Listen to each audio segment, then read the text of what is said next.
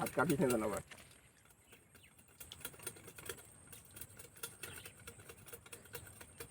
ভালোই লাগবে না খাতি।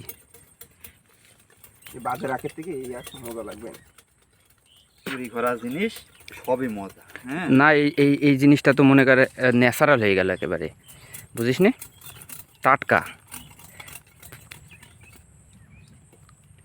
বাবাদের হলে গোড়াটা দিয়ে নে। হ্যাঁ আমার এই এই এই দিকতে দিবি। নাও আতো তুই তো ভালোই করতে পারিস, এই তো বাজে আতো। তুই একটা আখের আখের ব্যবসা তো দিতে পারিস বাজারে। হ্যাঁ চুরি করে খাচ্ছি ভালো লাগছে না, আমি আখের ব্যবসা দিয়া তোমরা যে মাগ না থাপিয়ে এসো ওই লাইনই করো।